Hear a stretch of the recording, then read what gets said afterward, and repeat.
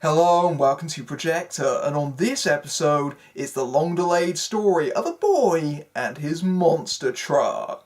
When oil company Throwback drills into a hidden ecosystem, they unwittingly unleash onto a small town a trio of oil-hungry squid-like creatures and try to cover up the evidence. One of them ends up in a junkyard, where it's discovered by Trip, played by Lucas Till, who soon forms an unlikely bond with what he nicknames Creech, that likes to hide inside the body of his truck and can serve as a makeshift engine. Now Creech and Trip are along for the ride as they set out to expose Throwback's dirty secrets and save Creech's friends. Monster Trucks is a movie so bizarre that the story behind how it was made is probably even more fascinating than the film itself is. Originally devised by the 4-year-old son of Paramount's then president, I'm not joking, he apparently thought this idea had franchise potential and made a big budget movie out of it, even though this is clearly an idea that a small child would come up with. And even more remarkably, they managed to assemble quite a bit of talent to this movie as well. You have director Chris Wedge, for example, who is making his live-action debut, having been best known for animation like Ice Age, Robots and Epic, and one of the screenwriters also worked on Jurassic World. And yet, with its outlandish premise, Monster Trucks shows all the signs of a complete catastrophe. For a start, it's been sat on Paramount's shelf for 2 years. This was filmed all the way back in 2014 and has been pushed back through the release schedule countless times, managing to squeak out in the UK at Christmas time. And it's taken so long to come to the screen that by the time it's come out, the president of Paramount, who greenlit it, no longer works there, and his son has likely outgrown the idea. What's even more humiliating for Paramount is that this movie cost $125 million to make. Good luck justifying that one to your accountants, although I guess they've already given up on that because apparently Paramount has already taken a $115 million write-off on this movie, apparently accepting the fact that they will never get that money back. And so, the signs for Monster Trucks were not boding well at all, and I came into this movie with very low expectations, but almost certainly fascinated at what this could potentially be like. This is the sort of weird movie that only Hollywood could come out with. And I have to admit, I liked it more than I expected to. Now hold up, that's not me saying that this is good. I don't think I could honestly say that with a whole heart that this is a good movie, but I liked it for what it was. Monster Trucks is a movie that feels like it's escaped from another time. This is the sort of movie that would have been made in the 80s or 90s, in the post-E.T. era, when Steven Spielberg redefined the boy and his dog kind of movie with a boy and his alien. And there have been numerous sort of clones and variations on that a boy and his blank idea, Free Willy, a boy and his whale, for example. This is the sort of movie that so heavily wears its Spielberg influence that it almost feels remiss to not have Steven Spielberg presents on it.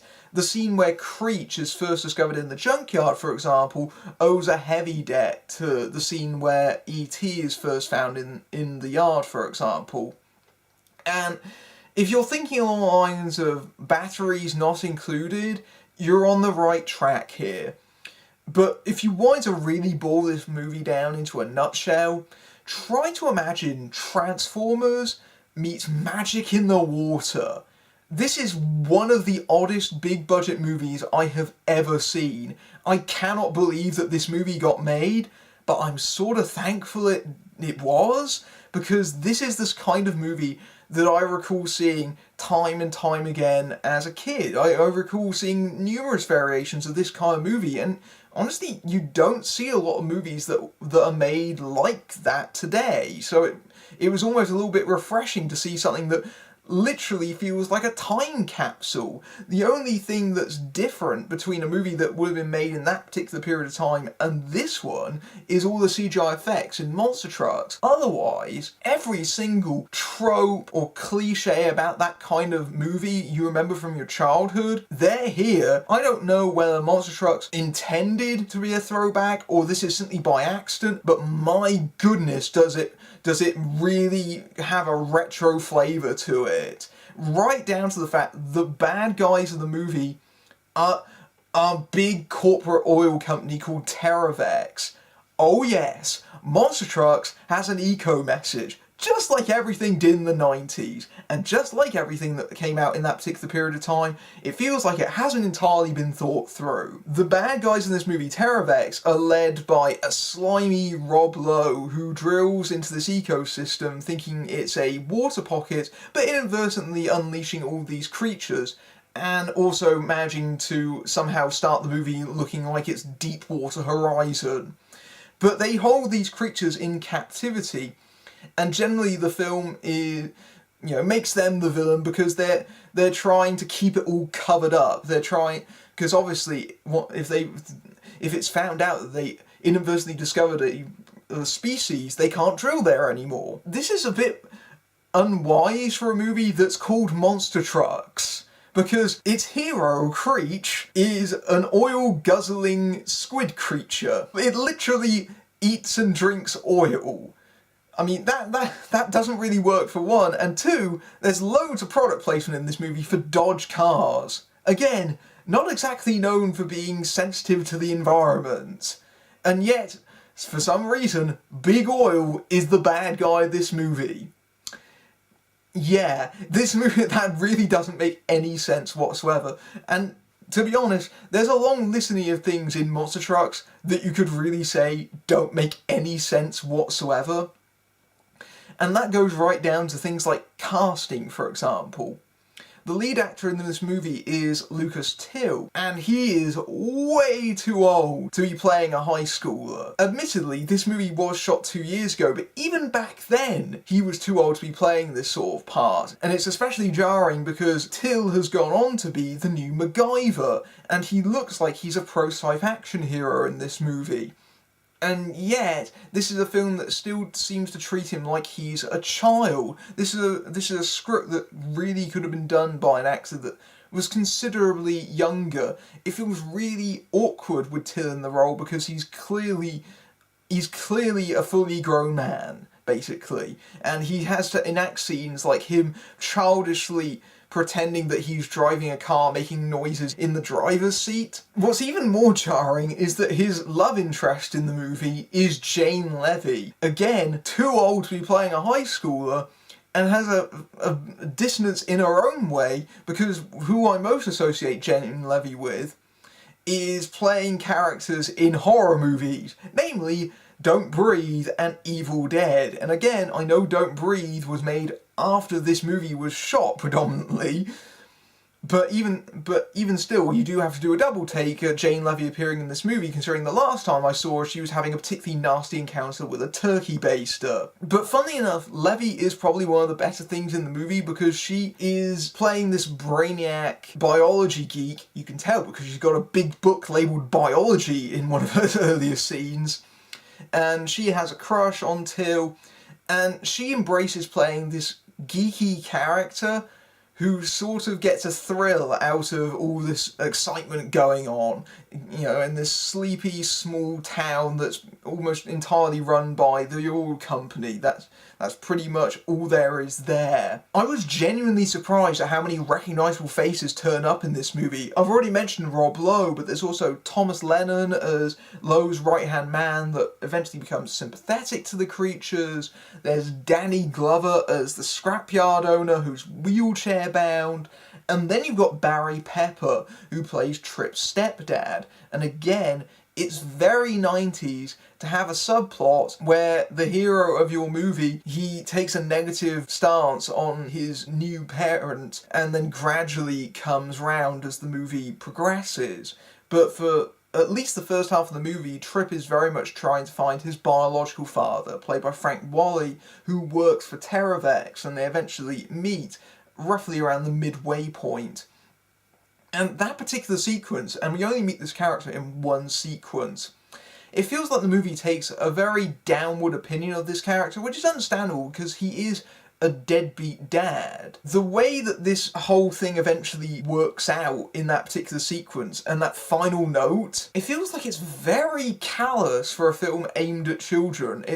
it's a surprisingly nasty and spiteful note that's played like it's a moment of triumph, like it's a crowd-pleasing moment, but is actually just very odd and feels out of tone with the rest of the movie. It's again a misstep and a miscalculation, and it feels like Wedge is trying to mine this particular subplot for emotion, but when you have something like that happen, you end up not really sympathising with Trip, because he doesn't treat his stepdad very well, and later he doesn't treat his biological father very well. You can tell that the thing that Wedge is most interested in as an animator is Creech and his fellow monsters. One of the many reasons I was apprehensive about this movie is that generally people who have worked in animation don't tend to transition well into live action. I mean, there are obvious exceptions like Brad Bird, for example, but generally they're two slightly different mediums, and it's better the likes of Andrew Stanton, who crashed and burned with John Carter, or Simon Wells, who did The Prince of Egypt and then moved on to the Time Machine remake that exhausted him.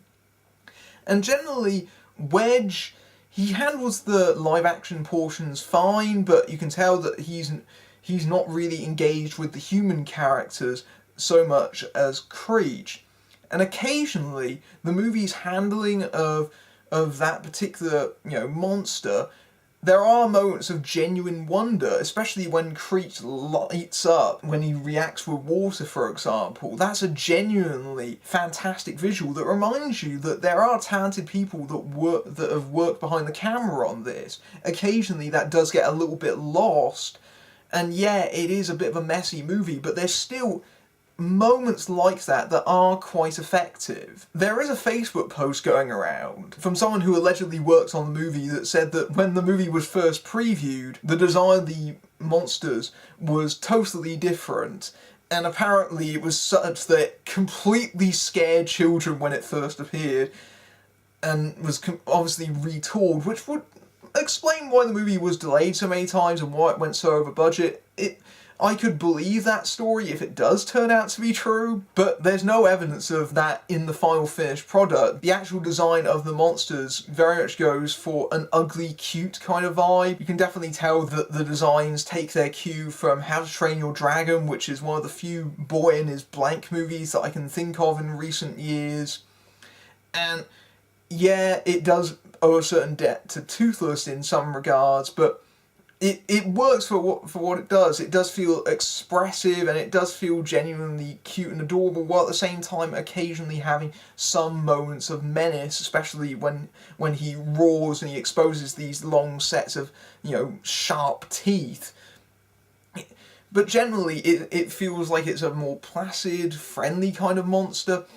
And in some ways the design of Creech, this shuffling, shambling, out of water creature, almost as an embodiment of the film itself, it's a mess, but it's kind of an adorable one at the same time in some respects. You can it's sort of endearing in its own way. Wedge generally brings a cartoonish quality to the film, which is probably the right choice to make with it. So you'll have cars that jump up in the air like they're alive, for example, because they are. Physics gets completely shredded. We're operating under cartoon physics, so you'll have cars that crawl up buildings and ride along on rooftops. I mean, really over-the-top action sequences, but they're enjoyable in a sort of Looney Tunes Bugs Bunny kind of way. It's clear that Wedge is not really wanting you to take this all seriously, nor should you. It's a movie called Monster Trucks. If you go see this movie, you know what you're in for. It is exactly what it says on the tin, and it's the kind of movie where someone actually genuinely drops the title at one point, screaming, "Monster Trucks!" If that doesn't appeal to you, this isn't going to be your movie.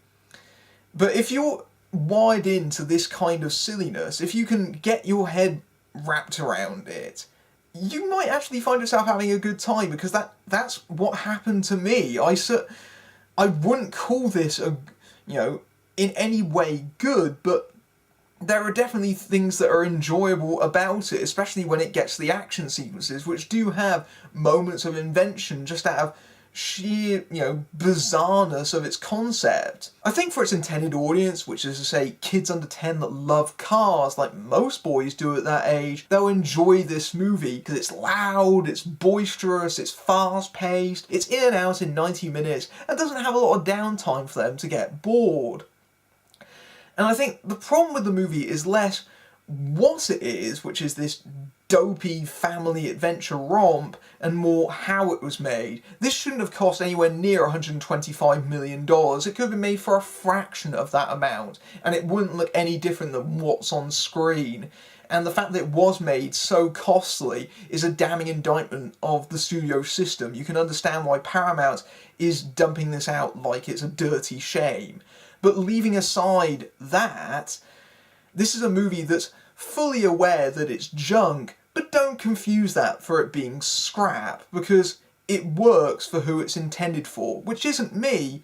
But honestly, I did sort of like it for what it was. Monster Trucks is a real oddity, to the point where it almost feels like a relic from another time. Those who remember the post-ET boom of the 80s and 90s may get some amusement from this, right down to a cack-handed eco-message shoehorned in there. And while it's a film Paramount's going to have a hard time justifying to its accountants, its bizarre original premise is occasionally fun in an endearingly done kind of way. Featuring a surprisingly star-studded cast, both Till and Levy are hilariously miscast as high schoolers, but Levy is one of the best things in it. It's clear that Wedge is far more interested in it as monsters, including some cartoonish set pieces. It's not the disaster its ridiculous budget and stay on the shelf suggests, and its target audience of kids with their Hot Wheels will lap this up, as will those wanting some juvenile silliness. Coming up soon, Rafe Spall discovers his wife has left him a mum's list, Elle Fanning makes the leap to become a ballerina, and David Oyelowo and Rosamund Pike lead a United Kingdom against segregation. But until next time, I'm Matthew Buck, fading out.